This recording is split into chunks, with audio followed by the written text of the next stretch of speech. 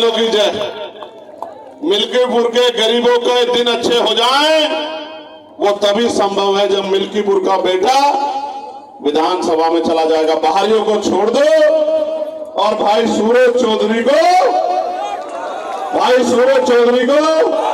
बहुत बहुत धन्यवाद।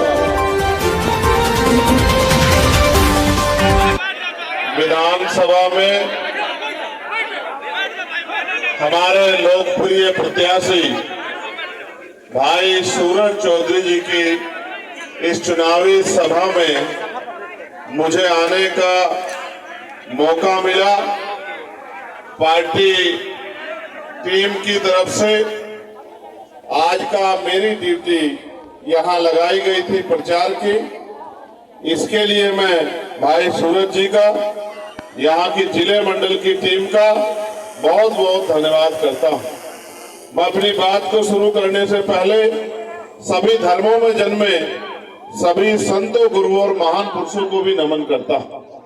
ये मिल्कीपुर के चुनाव का इंतजार हमें बहुत दिन से था कि मिल्कीपुर में चुनाव होगा और हम उस चुनाव में भाई सूरज चौधरी जी को दमखम से लड़ाएंगे।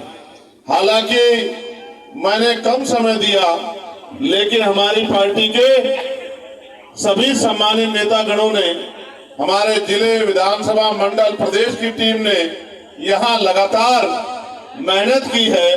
इसलिए मुझे भरोसा है कि मिल्कीपुर का चुनाव आजाद समाज पार्टी बहुत बड़े अंतर से जीतेगी, ऐसा मेरा विश्वास है। क्योंकि भाई सूरज चौधरी लंबे समय से, विगत 15 सालों से इस मिल्कीपुर विधानसभा के लिए दिन रात मेहनत कर रहे हैं।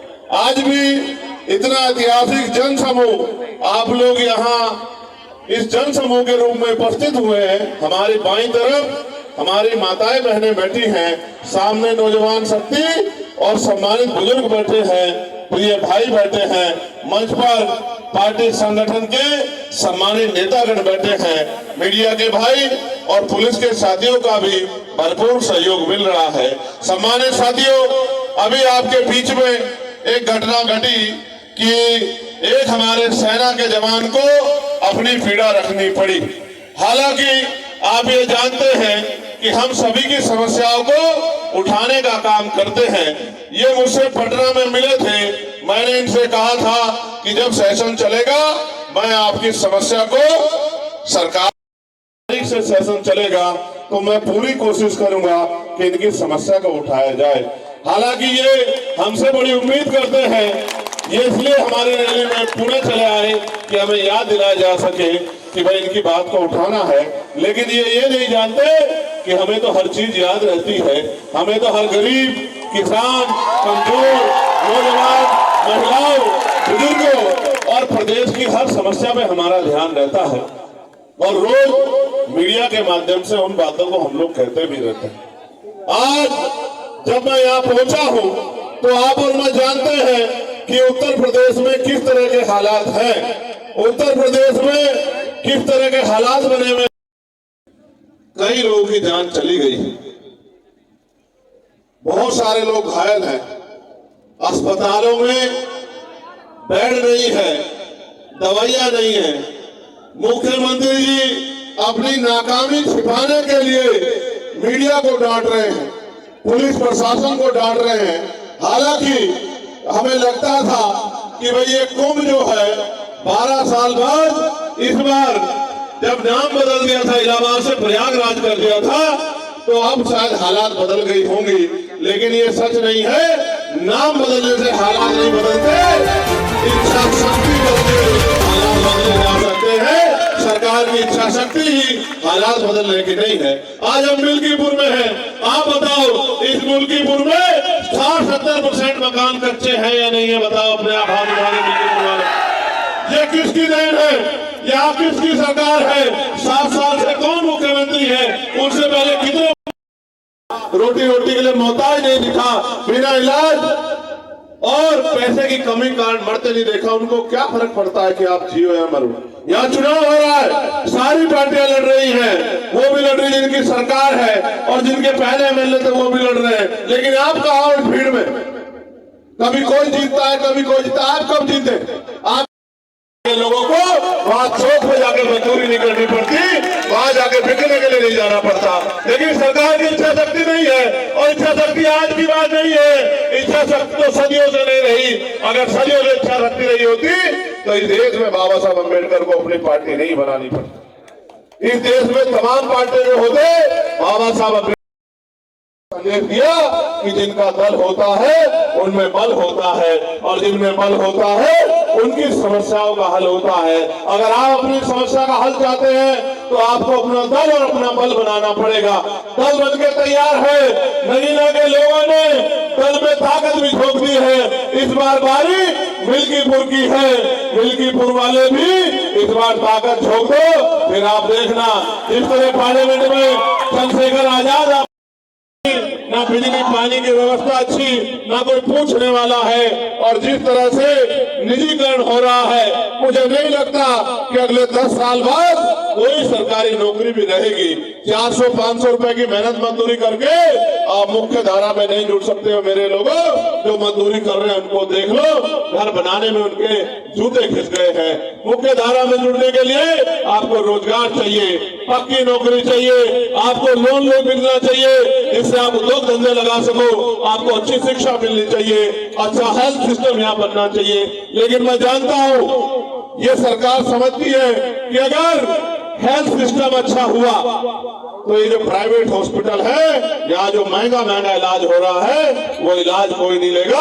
जब सरकारी अस्पताल में अच्छा इलाज आ जाएगा तो लोगों की जेब कैसे काटोगे? एक तो महंगाई का दौर, ऊपर से बड़े बड़े प्राइवेट स्कूल, गरीब तो जाता सरकारी स्कूल में जहाँ पढ़ाई के नाम पे खाना पूर्ति है, और अमीर जाता है प्राइवेट स्कूल में जहाँ अच्छी पढ़ाई हो रही है। यानी कि गरीबों के आगे बढ़ने के सारे रास्ते सरकार बंद कर रही है, और आरक्षण आरक्षण आरक्षण की बात रोज करते रहते हैं। क्या करेंगे आरक्षण का जब पक्की नौकरी नहीं होगी?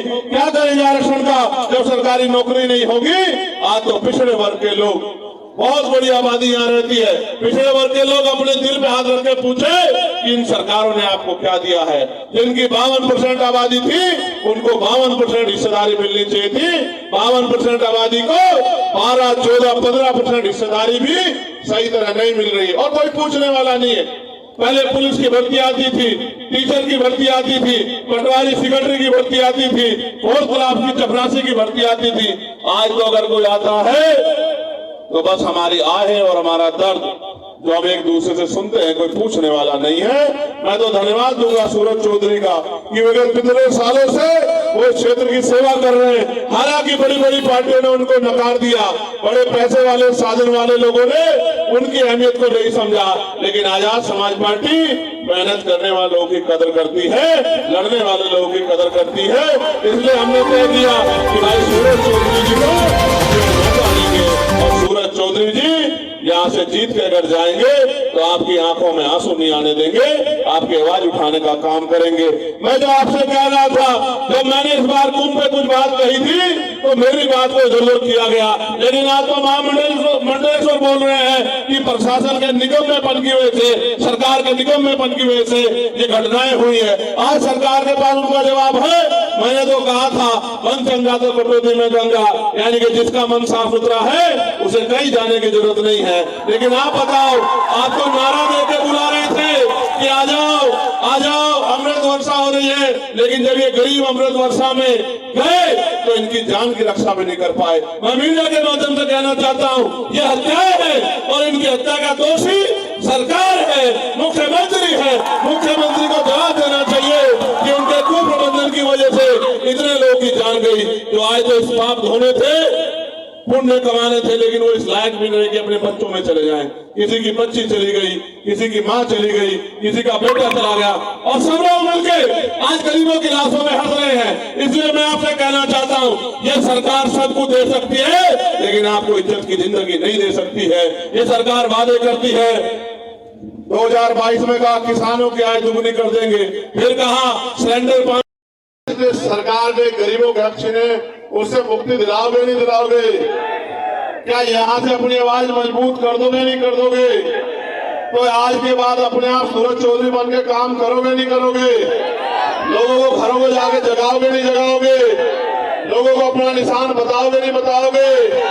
इस लड़ाई को आगे बढ़ाओगे नहीं बढ़ाओगे? ये आपके हाथ में है कि अगले 2.5 साल जो उत्तर प्रदेश में 2 साल बचे वो कैसे होंगे, ये आपके हाथ में है। अगर आपने समझदारी दिखाई, आपने जिम्मेदारी दिखाई, आपने अपने वोट का सही प्रयोग किया और अगले 4-5 दिन सूरज चौधरी बनकर मेहनत कर ली, तो मेरी बात को याद रखना कि टीवी की पट्टी पर चलेगा कि मिल्कीपुर वालों ने इतिहास रच दिया। एक गरीब के बेटे को जैसे जगीना से सांसद बनाया था, ऐसे ही विधायक बनाकर असेंबली में भेज दिया।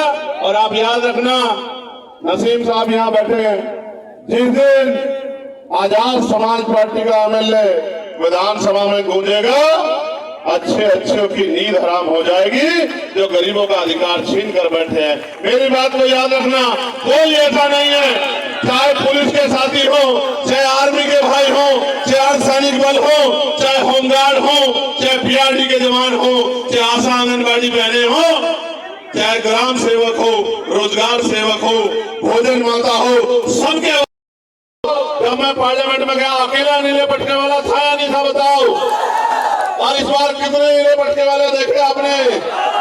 और अब तो गृह मंत्री नीला पटका पहन के घूम रहे हैं और विपक्ष के नेता भी जय बापू जय भीम की बात कर रहे हैं, जिन्होंने जीते जी कभी बाबा साहब अम्बेडकर का सम्मान नहीं किया, उनके रास्ते रोकने का काम किया, वो भी जय बापू जय भीम कह रहे हैं। आप समझो ये क्यों जरूरत पड़ी? क्योंकि अम्बेडकरवादी आपका अपना भाई पार्लियामेंट में चला गया है। ऐसे ही जब ये जाएगा तो इधर का माहौल भी ऐसा हो जाएगा, यहाँ भी नीले पटके वाले आ जाएंगे, यहाँ से भी मानवता की बात होगी, यहाँ भी गरीबों की बात होगी। ये जो टैक्स के आधार पर गरीबों को लूटा जा रहा है, ये टैक्स बंद होगा। और मैं आपको कहना चाहता हूँ, समय दूर नहीं है, 27 भी हमारे सामने है। आप और हमें जुट जाना है इस बात के साथ कि अब हमें उत्तर प्रदेश को किसी के भरोसे नहीं छोड़ना है। उत्तर प्रदेश की जनता को हाथ फैलाने लायक नहीं छोड़ना है। इनका हाथ फैले हुए हाथ को और इनके हाथ में ताकत देनी है। इनके बच्चों के लिए अच्छे स्कूल, अच्छे कॉलेज, अच्छी यूनिवर्सिटियां, पॉलिटेक्निक कॉलेज, पेंशन का मामला हो, चाहे गली सड़क नाली खर्चे का मामला हो, चाहे लाइट का मामला हो, आज वहाँ बदलाव हो रहा है। ये बदलाव आपने किया वोट की शक्ति से, मैं आपका धन्यवाद करता हूँ। लेकिन इस बदलाव को और आगे तभी बढ़ने का मौका मिलेगा जब भाई आप सूरज चौधरी के ऊपर भी यही प्यार बरसाओगे, यही आशीर्वाद दोगे जो आपने मुझे दिया है। इसलिए मैं अपनी बात को समाप्त करते हुए यहाँ मिल्कीपुर के बहुजन समाज के लोगों से कहना चाहता हूँ कि आप कहते हैं कि भाई हमारी आवाज नहीं उठती, हमारा पक्का नेता नहीं है, हमारे नेता अंधविश्वास पाखंडवाद की गोद में घूम रहे हैं, तो यहाँ तो आजाद समाज पार्टी राष्ट्रपिता ज्योतिबा फुले से लेके साहू जी महाराज, डॉक्टर बाबा साहब अम्बेडकर, बैरन लाल यादव, महामना राम सुवर्मा, बाबू जगदेव प्रसाद कुशवाहा, जननायक कपूरी ठाकुर, मां बिजली पासी, तमाम जितने महापुरुष, राजा बिजली पास, जितने महापुरुष हमारे बढ़ता है। मैं पुनः बहुजन समाज के लोगों को सतर्क और जागरूक भी करना चाहूंगा कि अगर आपने गलती की तो फिर आप पछताना मत। तो बताओ, हाथों को मजबूत करोगे नहीं करोगे? तो अपने चुनाव में मेहनत करोगे नहीं करोगे? बताओ निशान क्या है हमारा? जोर से बताओ, और जोर से बताओ। ठीक है, बहुत बहुत धन्यवाद। जय भीम, जय भारत, जय संविधान, जय मंडल, जय जोहार, जय लोकतंत्र, जय विज्ञान, जय जवान, जय किसान, और आप सबकी भी जय, गरीबों की जय। मिलकर तुम यार बहुत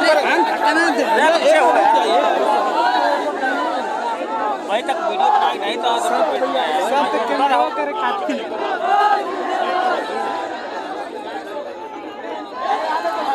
दे दो, फोन तो दे दो, पकड़ लेगा यार। ये हसन इनका भी एशिया